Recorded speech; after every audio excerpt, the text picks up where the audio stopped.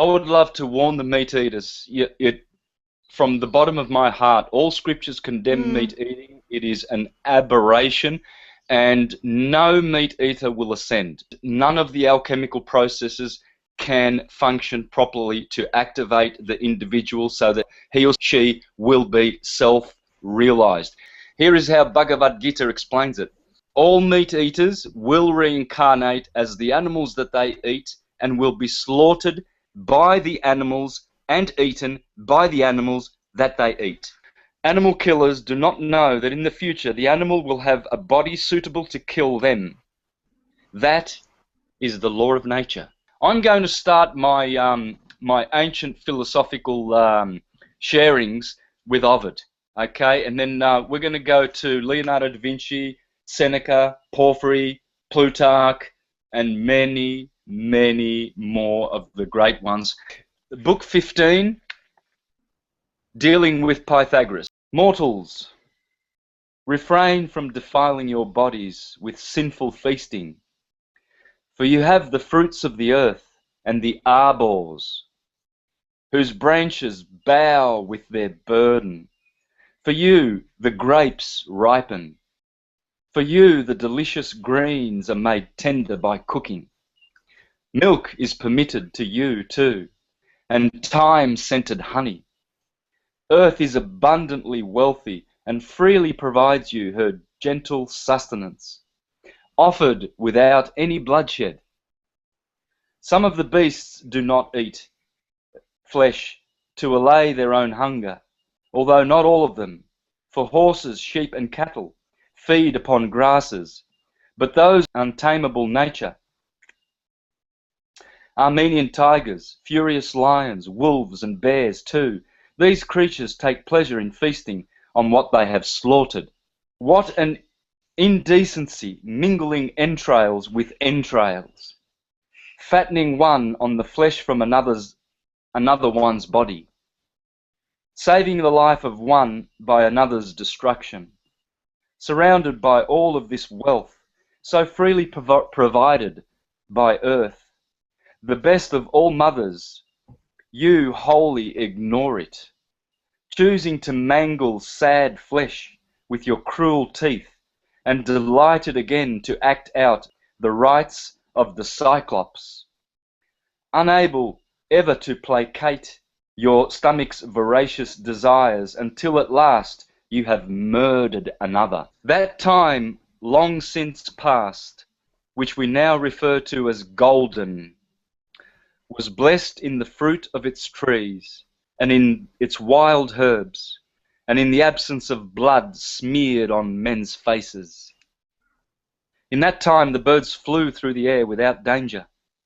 The fearless rabbit went wandering over the meadows, and the fish was not brought to the hook by its credulous nature.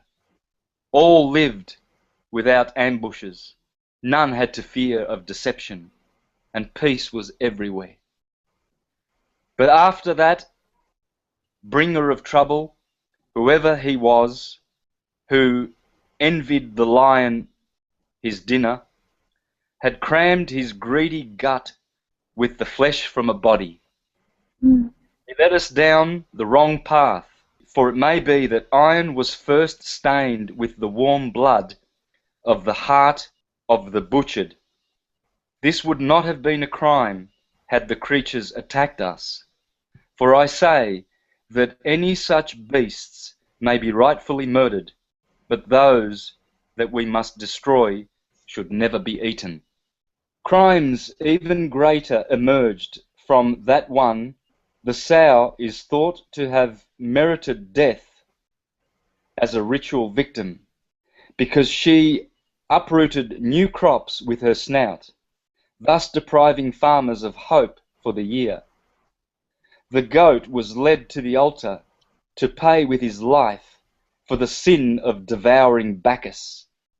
These two then died for offences that they had committed. But what did you ever do, sheep, to merit your murder? You who were born to serve man with milk from your udders, and with the soft wool underneath we make our garments. Your life is surely more useful to us than your death is.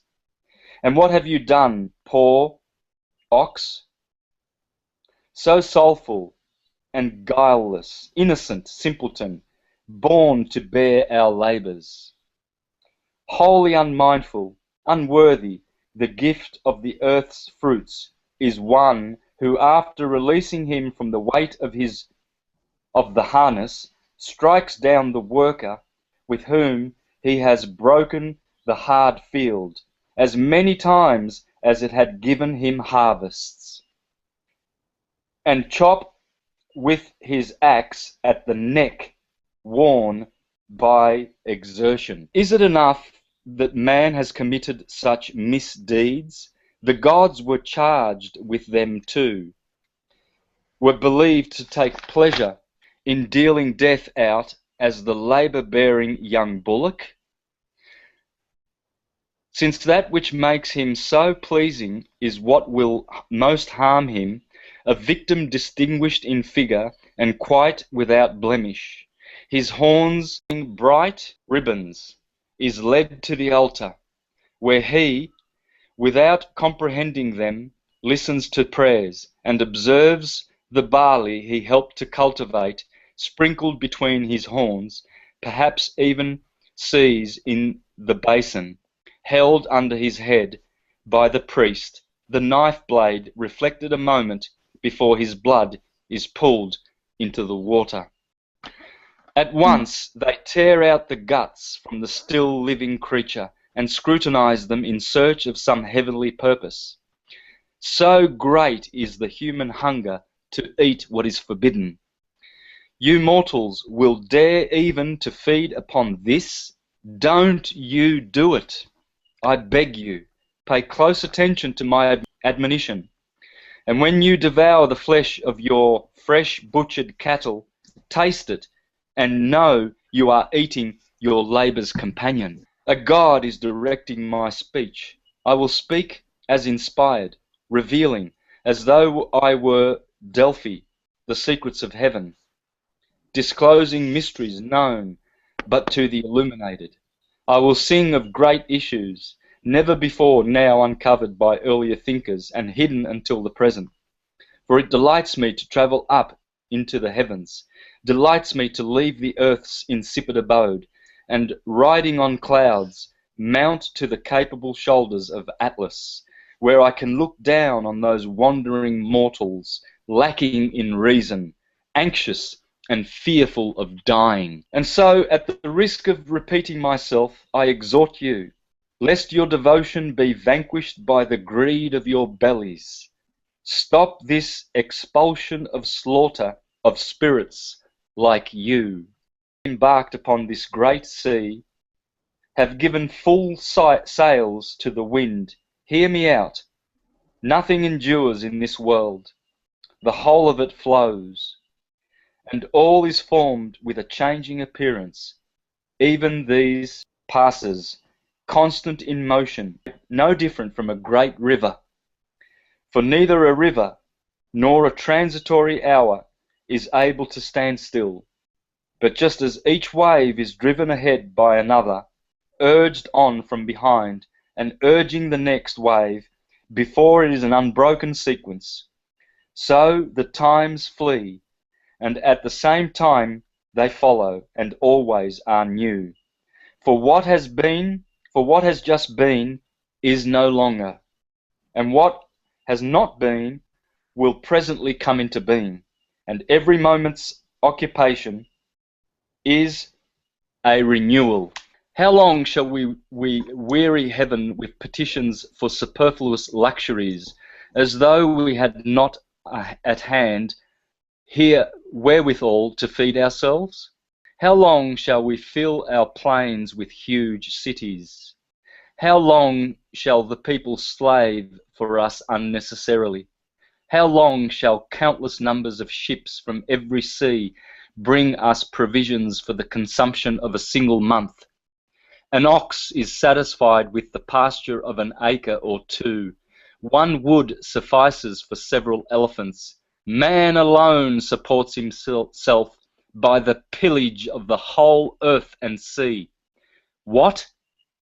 Has nature indeed given us so insatiable a stomach, while she has given us such insignificant bodies? No, it is not the hunger of our stomachs, but insatiable covetousness which costs so much. In the simpler times, there was no need of so large a supernumerary force of medical men, nor of so many surgical instruments, or of so many boxes of drugs. Health was simple, for a simple reason. Many dishes have induced many diseases. Note how vast a quantity of lives one stomach absorbs. Insatiable, unfathomable, gluttony searches every land and every sea. Some animals it persecutes with snares and traps, with hunting nets, with hooks, sparing no sort of toil to obtain them. There is no peace allowed to any species of being. No wonder that with so discordant diet, disease is ever varying. Count the cooks, you will no longer wonder at the innumerable number of human maladies. If these maxims are true, the Pythagorean principles as to abstaining from flesh foster innocence. If ill-founded, they at least teach us frugality. And what loss have you in losing your cruelty? I merely deprive you of the food of lions and vultures. We shall recover our sound reason only if we shall separate ourselves from the herd. The very fact of the approbation of the multitude is a proof of the unsoundness of the opinion or practice. Let us ask what is best, not what is customary. Let us love temperance. Let us be just. Let us refrain from bloodshed. None is so near the gods as he who shows kindness. Learn what Plato, Plutarch, Porphyry, Marsilio Ficino, and Leonardo da Vinci had to say about the reasons to choose a vegetarian diet. In the past, many philosophers adapted a vegetarian diet for diverse reasons. Platonists and later Neoplatonists, among others, were vegetarians and argued that not eating meat was a matter of ethics. If humans have the power to choose between animal sacrifice and vegetarianism, why choosing the one option that leads to the death and suffering of so many creatures instead of choosing not to kill? In Plato's ideal society described in The Republic, Plato argued that the upper classes should abstain from eating meat. Not only a vegetarian diet was the healthiest option, but growing plants also requires less land than producing animal food. A perfect example of a state based on justice. Plato's perfect place was idealized to help citizens grow spiritually, and a vegetarian diet seemed to be part of the plan.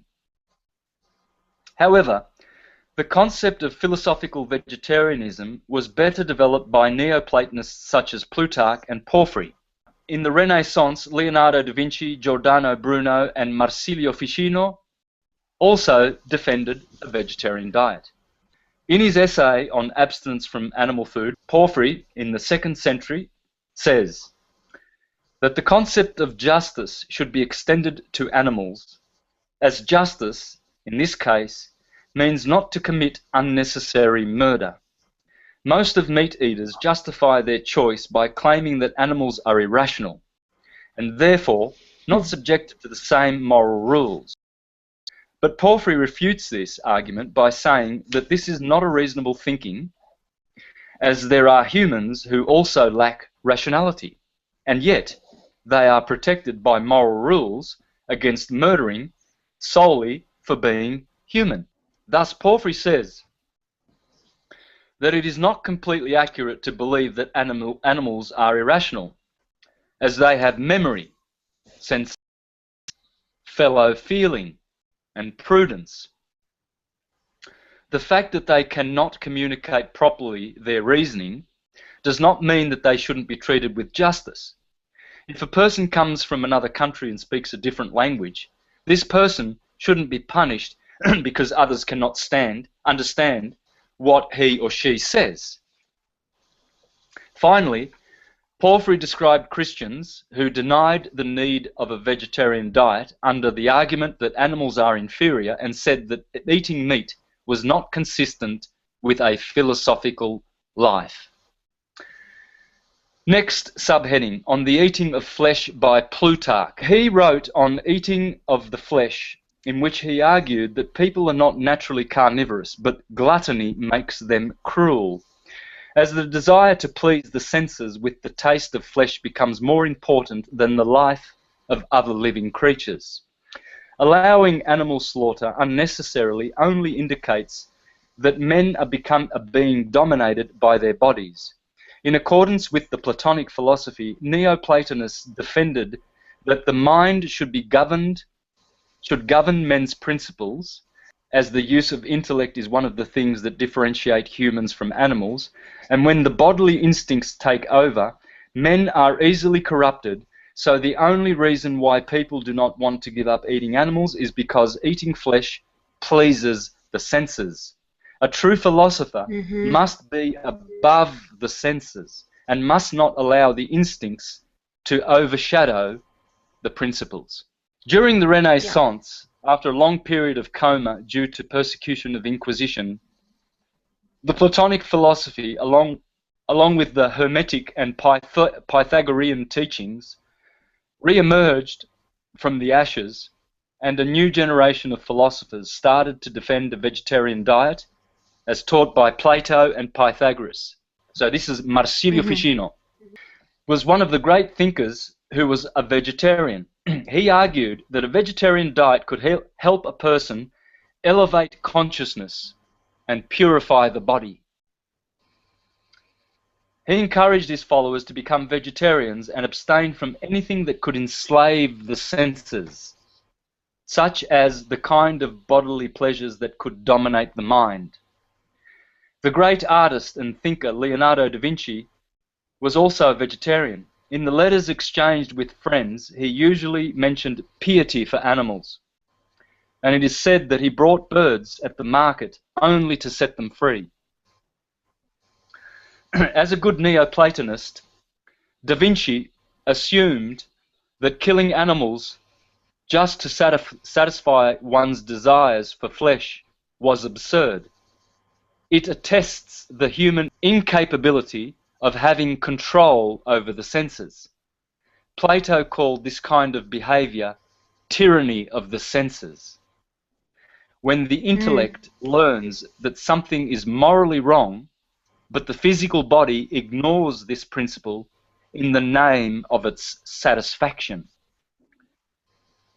For a list of prominent vegetarian philosophers, read List of Vegetarian Thinkers. In the Republic, Plato describes an ideal state in which the guardian class should not eat meat under the argument that it was much more rational to choose a diet that would be less harmful to the environment than to the spirit.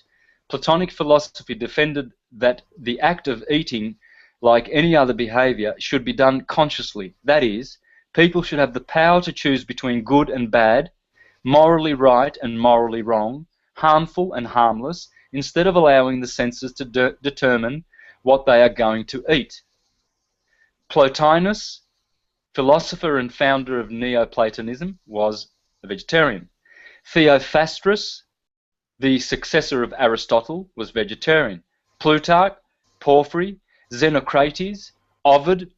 The most famous pre-Socratic vegetarian was Pythagoras. Pythagoras put all his disciples under strict rules of conduct, which included vegetarianism, celibacy, and vows of silence. The reason to choose a vegetarian diet was based on the concept of transmigration of the soul, or the doctrine of reincarnation. Pythagoras believed that animals would reincarnate as humans in future cycles of rebirth. Therefore, they were worthy of respect. The Stoics were generally not vegetarian. However, two of the greatest Stoics in history did choose a vegetarian diet: Seneca, the Roman philosopher and tutor of Nero, and Marcus Aurelius. Seneca said, But for the sake of some little mouthful of meat, we deprive a soul of the sun and light, and of that proportion of life and time it had been born into the world to enjoy. Let us ask what is best, not what is customary. Let us love temperance. Let us be just. Let us refrain from bloodshed. None is so near the gods as he who knows kindness. Renaissance philosophers and vegetarianism. During the Renaissance, the Platonic philosophy re-emerged, and the ancient knowledge that had been forgotten during the Middle Ages started to spread among the prominent thinkers of that time. The philosophical vegetarianism taught by the ancient schools of thought as a way to reach the human ideal was resurrected in the Italian society.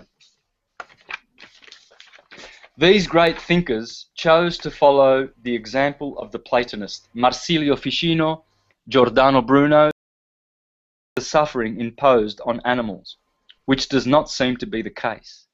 Since people can have a healthier life by adopting a vegetarian diet, here are some of the most prominent utilitarians who defended vegetarianism.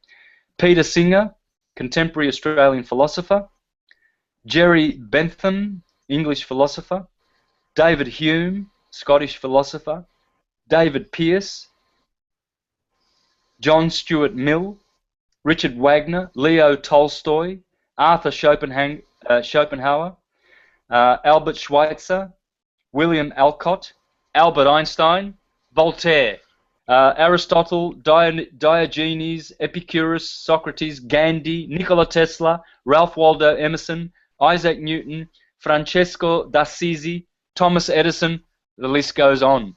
Here is Sri Yukteswar, one of the greatest gurus of Vedic wisdom in history. What is natural living? To understand what natural living is, it will be necessary to distinguish it from what is unnatural. Living depends on the selection of 1, food; 2, dwelling; and 3, company. To live naturally, the lower animals can select these for themselves by the help of their instincts and the natural sentinels placed at the sentry entrances, the organs of sight, hearing, touch, smell, and taste. With men in general, however, these organs are so much perverted by unnatural living from very infancy that little reliance can be placed on their judgments. To understand, therefore, what our natural needs are, we ought to depend upon observation, experiment, and reason. What is natural food for man? First, to select our natural food, our observation should be directed to the information of the organs that aid in digestion and nutrition, the teeth and digestive canal, to the natural tendency of the organs of sense which guide animals to their food, and to the nourishment of their young. By observation of the teeth, we find that in carnivorous animals the incisors are little developed, but the canines are of striking length, smooth and pointed to seize the prey. The molars are also pointed. These points, however, do not meet, but fit closely side by side to separate the muscular fibers. In the herbivorous animals, the incisors are strikingly developed. The canines are stunted, though occasionally developed into weapons as in elephants. The molars are broad-topped and furnished with enamel on the sides only. In the frugivorous, all the teeth are of nearly the same height. The canines are little projected, conical and blunt, obviously not intended for seizing prey, but for exertion of strength. The molars are broad-topped and furnished at the top with enamel folds to prevent waste caused by their side motion, but not pointed for chewing flesh. In omnivorous animals, such as bears, on the other hand, the incisors resemble those of the herbivorous. The canines are like those of the carnivorous, and the molars are both pointed and broad-topped to serve a twofold purpose. Now, if we observe the formation of the teeth in man, we find that they do not resemble those of the carnivorous, neither do they resemble the teeth of herbivorous or the omnivorous. They do resemble exactly those of the frugivorous animals. The reasonable inference, therefore, is that man is frugivorous, or fruit-eating animal. And the asterisk there points down to the bottom. It says, fruit comprises any part of plant life useful to man. The fruitarian diet referred to by Swami Sri Yukteswar includes vegetables, nuts, and grains. I would add seeds to that. By observation of the digestive canal, we find that the bowels of carnivorous animals are 3 to 5 times the length of their body, measuring from the mouth to the anus, and their stomach is almost spherical. The bowels of the herbivorous are 20 to 28 times the length of their body, and their stomach is more extended and of compound build. But the bowels of the frugivorous animals are 10 to 12 times the length of their body. Their stomach is somewhat broader than that of the carnivorous and has a continuation in the duodenum, serving the purpose of a second stomach. This is exactly the formation we find in human beings. Though anatomy says that the human bowels are 3 to 5 times the length of man's body, making a mistake by measuring the body from the crown to the soles instead of from the mouth to the anus. Thus, we can again draw the inference that man is, in all probability, a frugivorous animal. Observation of the organs of sense now. By observation of the natural tendency of the organs of sense, the guideposts for determining what is nutritious, by which all animals are directed to their food, we find that when the carnivorous animals find prey, they become so much delighted that his eyes begin to sparkle. He boldly seizes the prey and greedily laps the jetting blood. On the contrary, the herbivorous animal refuses even his natural food, leaving it untouched if it is sprinkled with a little blood. His senses of smell and sight lead him to select grasses and other herbs for his food, which he tastes with delight. Similarly, with the frugivorous animals, we find that their senses always direct them to the fruits of the trees and field. In men of all races, we find that their senses of smell, sound, and sight never lead them to slaughter animals. On the contrary, they cannot even bear the sight of such killings. Slaughterhouses are always recommended to be removed far from the towns. Men often passed strict ordinances forbidding the uncovered transportation of flesh meats. Can flesh then be considered the natural food of man, when both his eyes and nose are so much against it? Unless deceived by flavours of spices, salt, and sugar. On the other hand, how delightful do we find the fragrance of fruits, the very sight of which often makes the mouth water. It may also be noticed that various grains and roots possess an agreeable odour and taste, though faint, even when unprepared. Thus, again, we are led to infer from these observations that man was intended to be a frugivorous animal. And so he quotes the Bible in Genesis 1:29, and God said, "Behold, I have given you every herb bearing seed, which is upon the face of the earth, and every tree in which is the fruit of a tree yielding seed. To you it shall be for meat." By observation of the nourishment of the young, we find that milk is undoubtedly the food of the newborn babe. Abundant milk is not supplied in the breasts of the mother if she does not take fruits, grains, and vegetables as her natural food.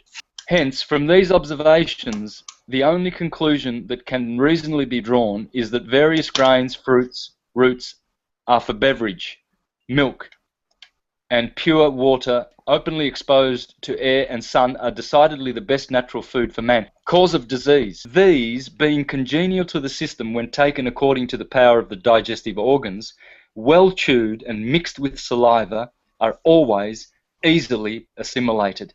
Other foods are unnatural to man, and being uncongenial to the system, are necessarily foreign to it. When they enter the stomach, they are not properly assimilated. Mixed with the blood, they accumulate in the excretory and other organs not properly adapted to them. When they cannot find their way out, they subside in tissue crevices by the law of gravitation, and, being fermented, produce diseases, mental and physical, and ultimately lead to premature death. Children's development. Experiment also proves that the non-irritant diet natural to the vegetarian is almost without exception admirably suited to children's development, both physical and mental. Their minds, understanding, will, the principal faculties, temper, and general disposition are also properly developed. Natural living calms passions. Subheading. We find that when extraordinary means such as excessive fasting, scourging, and monastic confinement are resorted to for the purpose of suppressing the sexual passions, these means seldom produce the desired effect. Experiment shows, however, that man can easily overcome these passions, the arch enemy of morality, by natural living on a non-irritant diet above referred to. Thereby, men gain the calmness of mind, which every psychologist knows is the most favourable to mental activity and to clear understanding, as well as to a judicial way of thinking. Alas for our savage inhumanity! It is a terrible thing to see the table of rich men decked out by those layers out of corpses, the butchers and cooks. A still more terrible sight is the same table after the feast, for the wasted relics are even more than the consumption. These victims, then, have given us their lives uselessly, as other times, from mere niggardliness, the host will grudge to distribute the dishes, and yet he grudged not to deprive innocent beings of their existence. Well, I have taken away the excuse of those who allege that they have the authority and sanction of nature. For that man is not by nature carnivorous is proved, in the first place, by the external frame of his body. Seeing that none of the animals designed for living on flesh has the human body any resemblance. He has no curved beak, no sharp talons and claws, no pointed teeth, no intense power of stomach or heat of blood, which might help him to masticate and digest the gross and tough flesh substance.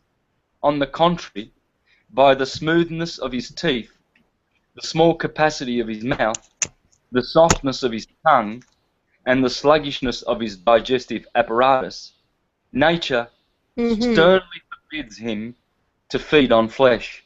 If, in spite of all this, you still affirm that you were to begin with, kill yourself what you wish to eat, but do it yourself with your own natural weapons, without the use of butcher's knife or axe or club.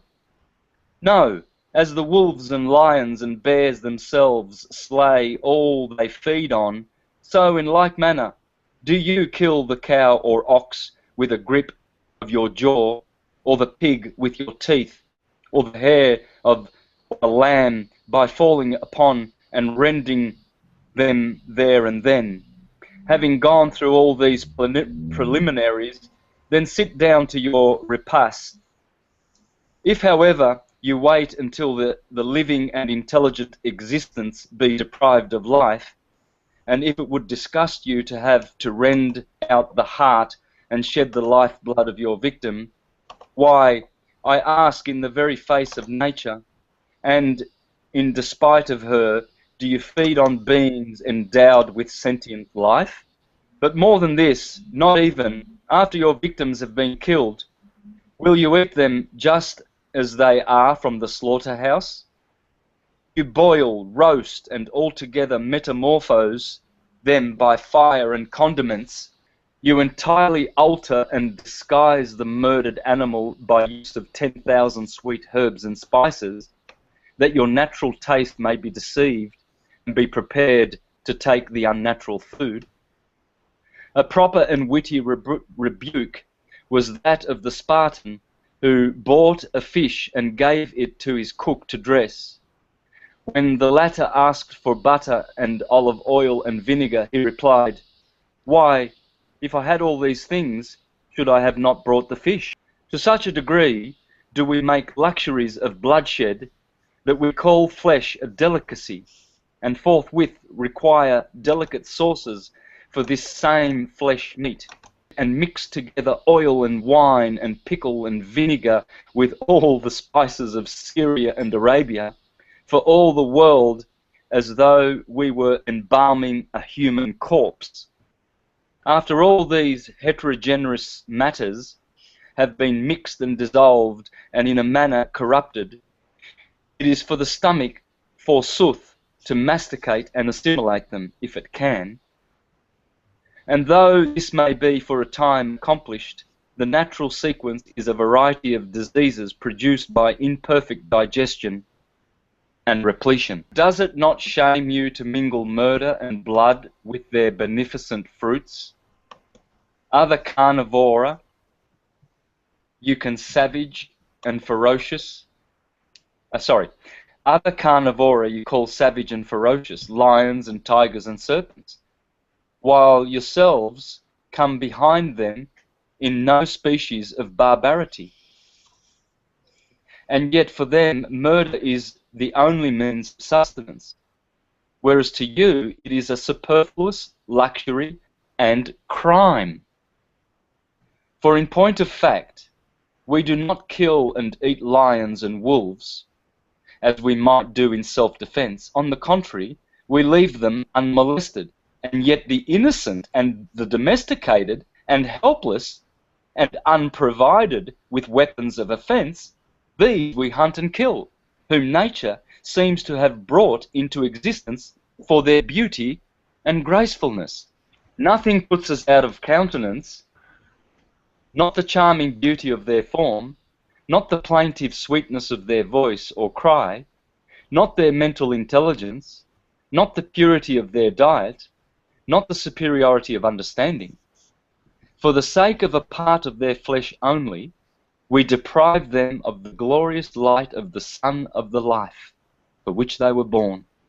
The plaintive cries they utter, we affect to take to be meaningless, whereas in fact they are entreaties and supplications and prayers addressed to us by each, which say, "It is not the satisfaction of your real necessities we deprecate, but the wanton indulgence of your appetites.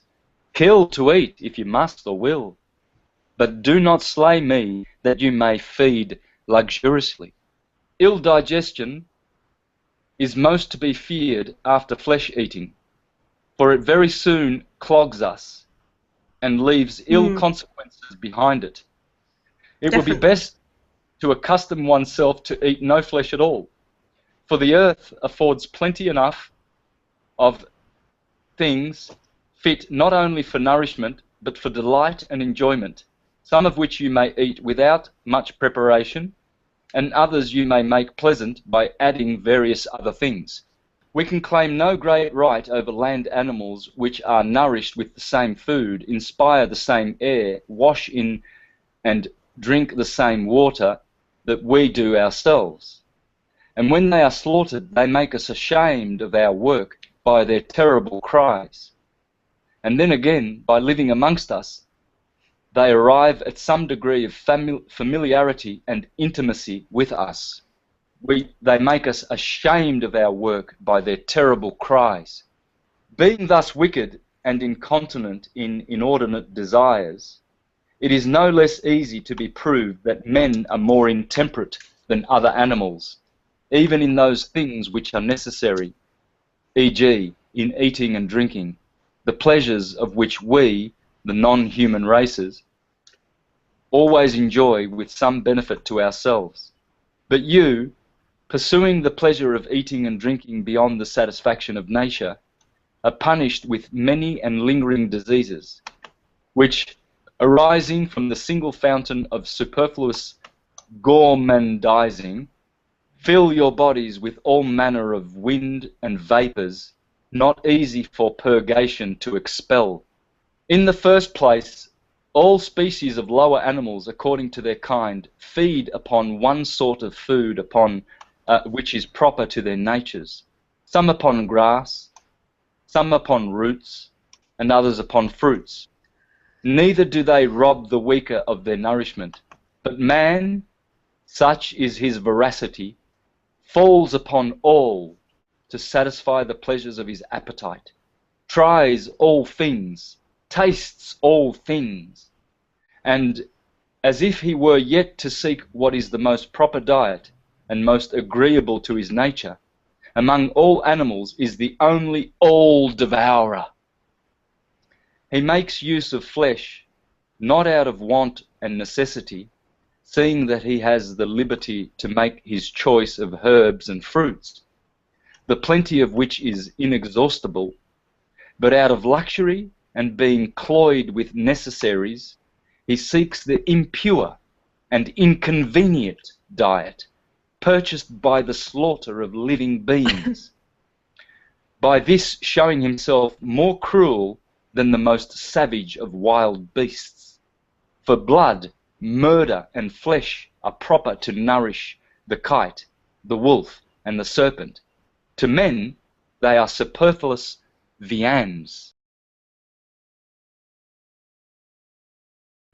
A good man will take care of his horses and dogs, not only while they are young, but when old and past service. Thus, the people of Athens, when they had finished the temple of Hector Tompedon, set at liberty the lower animals and that had been chiefly employed in that work, suffering them to pasture at large, free from any further service. We certainly ought not to treat living beings like shoes or household goods, which, when worn out with use, we throw away. And were it only to learn benevolence to humankind, we should be compassionate to other beings. For my own part, I would not sell even a little money a man grown old in service from his accustomed place for to him, poor man, it would be as bad as banishment, since he could be of no more service, no more use to the buyer than he was to the seller.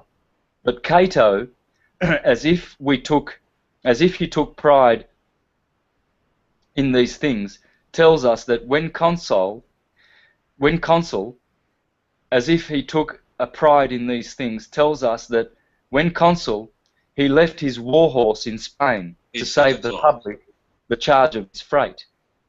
Whether such things as these are instances of greatness or littleness of soul, let the reader judge for himself.